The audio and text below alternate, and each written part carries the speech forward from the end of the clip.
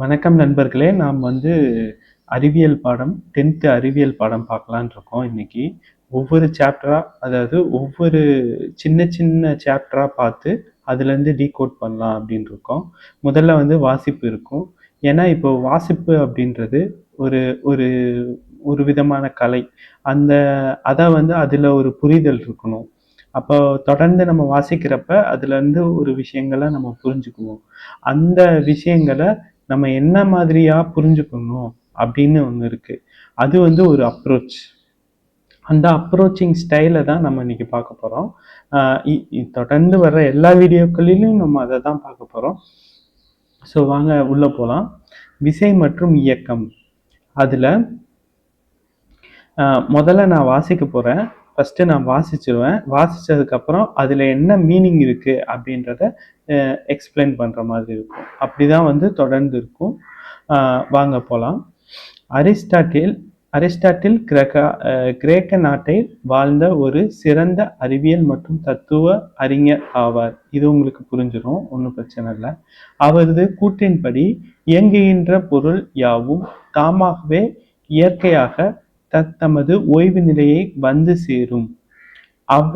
அவற்றினை ஓய்வு நிலைக்கு கொண்டு வர புறவிசை எதுவும் தேவையில்லை என்று கூறினார்.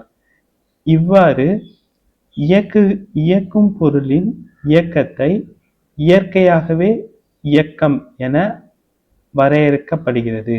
விசை சார்பற்ற இயக்கம். அதாவது அரிஸ்டாட்டில் அப்படின்ற ஒரு கிரேக்க அறிஞர் இருக்காரு. அவர் ஒரு சிறந்த அறிவியல் மற்றும் தத்துவ ஞானி. அந்த தத்துவ ஞானி என்ன சொல்றாருன்னா, இப்ப நம்ம ஒரு பாலை தூக்கி வீசுறோம். அந்த பாலை தூக்கி வீசுறப்ப எந்த புறவிசையும் செயல்படாமல் அது ஓய்வு நிலைக்கு வருது அப்படின்னு சொல்றாரு. அவர் பிசிக்கலா அவர் காலத்துல புவியீர்ப்பு விசை அப்படின்னு ஒண்ணு இல்லை. அதனால அதை பத்தி அவருக்கு தெரியல. அதனால ஒரு பொருளை எங்க வீசினாலும் அது ஓய்வு நிலைக்கு வந்துடும் அப்படின்னு நினைக்கிறார். ஆனா அது மிகப்பெரிய தவறு. அது பின்னாடி அறிவியல் அறிஞர்கள் சால்வ் பண்ணியிருக்காங்க. இவ்வாறு ஒரு பொருள் இயக்குவதற்கும் ஒரு இயற்கையாவே இயங்குது அப்படின்னு நினைச்சுக்கிட்டாரு. அதுவும் தவறு. அதுவும் பிற்காலத்துல வந்தவங்க சால்வ் பண்ணியிருக்காங்க. எப்படின்னு பார்ப்போம். ஓகே, இப்போ இதை இயற்கை இயக்கம் அப்படின்னு சொல்றாங்க. அவ்வாறு இல்லாமல் இயங்குகின்ற பொருள் ஓய்வு நிலைக்கு கொண்டு வர புறவிசை தேவைப்படும் எனில் அவற்றினை இயற்கைக்கு மாறான இயக்கம் அப்படின்னு சொல்றாங்க. இப்போ ஒரு பொருள் இயங்கிக்கிட்டு இருக்கு. அந்த பொருளை அதுவாகவே ஓய்வு நிலைக்கு வந்துருச்சுன்னா அது இயற்கையான இயக்கம் அப்படின்னு சொல்றாங்க. அதே நம்ம அதை பிடிச்சி நிறுத்தணும்னா அது இயற்கைக்கு மாறான இயக்கம் அப்படின்னு 2 வரையறைப்பட்டிருக்காங்க. ஆனா அப்படிலாம் இல்லை. உண்மை என்னன்னா, புறவிசை செயல்படாமல் எந்த ஒரு பொருளும் நிற்கிறதே இல்லை. அதுதான் உண்மை என வரையறுத்தார். மேலும்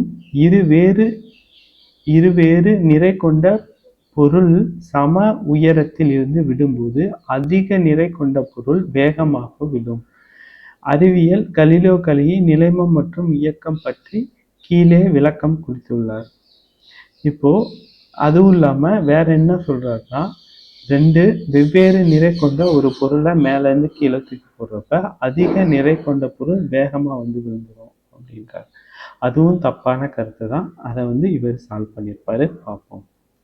இயற்கையில் உள்ள புவிசார்பு பொருட்கள் யாவும் தமது இயல்பாக ஓய்வு நிலையாவோ அல்லது சீரான இயக்க நிலையோ தொடர்ந்து இருக்கின்றன. அதாவது இயற்கையில் உள்ள புவிசார் பொருட்கள் யாவும் தமது இயல்பான ஓய்வு நிலையிலோ அல்லது சீரான இயக்க நிலையிலோ தொடர்ந்து இருக்கின்றனர். அதாவது ஒரு பொருள் இயங்கி கொண்டிருந்தால் இயங்கிக்கிட்டே இருக்கும், ஓய்வுல இருந்தால் ஓய்வுலேயே இருக்கும். புற விசை எதுவும் செயல்படாத வரை பொருள் யாவும் தமது முந்தைய நிலையிலேயே தொடர்ந்து இருக்கின்றனர். அப்ப ஏன் பால் நம்ம தூக்கி போடுறப்ப நிக்குது அப்படின்னு கேட்டீங்கன்னா, அது புவியீர்ப்பு விசை காரணமாக நிக்குது. இல்லாட்டி அது ஓடிக்கிட்டே இருக்கும். அடுத்து பொருளின் மீது விசையின் தாக்கம் இருக்கும்போது தம்தமன் நிலையிலிருந்து தவிர்க்க முயலும் தன்மை அதன் நிலைமம் எனப்படும். அதாவது இப்போ பொருள் மீது ஒரு புறவிசை செயல்படுது. அந்த புறவிசைக்கு எதிராக ஒரு விசை இருக்கும் எப்பயுமே. அதை தான் நிலைமம் அப்படின்னு சொல்றோம். இதை தான் அதாவது இயங்கிக் கொண்டிருக்கும் பொருளை ஓய்வு நிலைக்கோ அல்லது ஓய்வு நிலையில் இருக்கிற பொருள் இயக்க நிலைக்கோ மாற்ற தேவையான புறவிசை இருக்குல்ல, அந்த புறவிசைக்கு எதிராக ஒரு விசை வந்து நான் பழைய நிலைமையில இருக்கேன், நான் ஓடிக்கிட்டே இருக்கேன், இல்லாட்டி நான் ஓய்வு நிலையில இருக்கேன் அப்படின்னு இருக்கிற விசையை தான் நிலைமம் சொல்றோம்.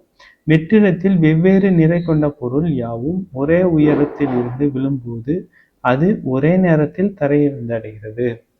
அதாவது காற்று இருக்கிறதுனால தான் ஒரு இது காற்றுல அடித்து கொஞ்சம் ஸ்லோவாகவே ஒழிஞ்சு, மற்றபடி வெற்றிடத்தில் 2 வெவ்வேறு நிறை கொண்ட ஒரு பொருளை போடுறப்ப அது ரெண்டுமே ஒரே நேரத்தில் தான் வந்து தரையை வந்து அடையுது அப்படின்னு கலீலியோ சொல்லியிருக்காரு. அதாவது அரிஸ்டாட்டில் ஒரு கூற்றை சொல்லியிருக்காரு. அந்த அரிஸ்டாட்டில் கூற்றுக்கு நேர் எதிராக கலீலியோ இன்னொரு கூற்றை சொல்லியிருக்காரு. அதுதான் இது. ஓகே, இது மாதிரி இதை வந்து நம்ம 1.1 பார்த்துருக்கோம், 1.2 பார்ப்போம், ஒவ்வொரு சாப்டராக பார்ப்போம். நன்றி, வணக்கம்.